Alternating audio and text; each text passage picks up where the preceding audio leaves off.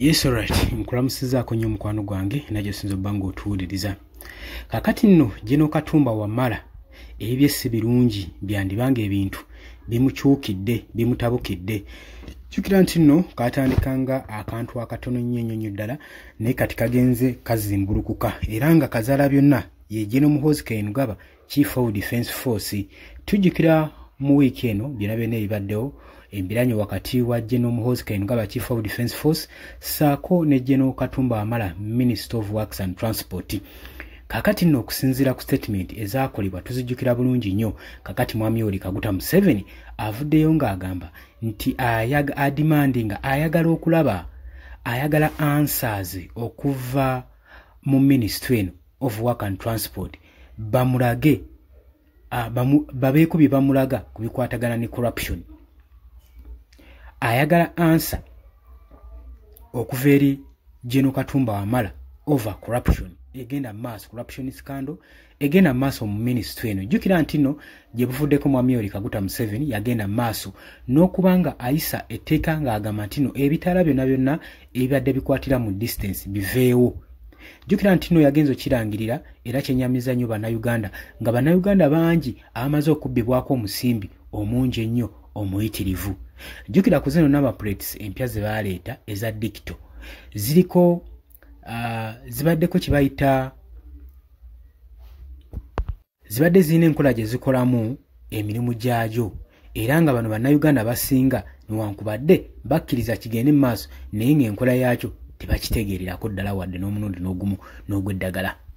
Oli ku Yugi Updates TV kosinzira okubanga otuwuliriza mubale kwekuumira ku mayengo gano abula gwe tannatuyingako nkutegeeza nti kirira wansi waliwo ekigambo subscribe kikoneko ojja kubanga osobola bulungi nnyo otwegattako. Abali emitala w'amayanja mbanirizaako nnyo mwebale kwekuumira ku Yugi Updates TV. Mwenna abali mu diaspora mbatumiddeko nnyo.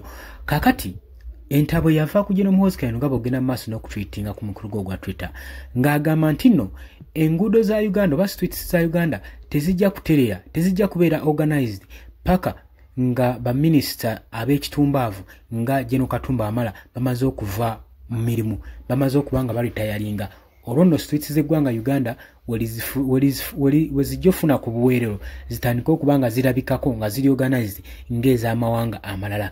Byali bigambo bya Chief of Defence Force Muhoozi Kainerugaba.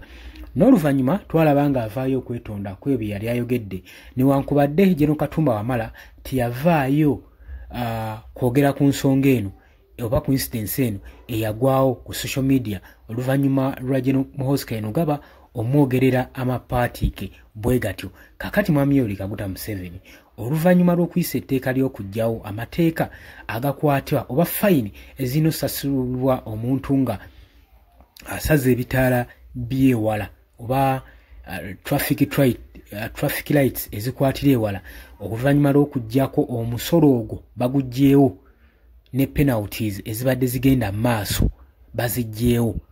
Kakati badimandinga for clarification eri companies ezigenda maaso ezoperatinga ne projects zino.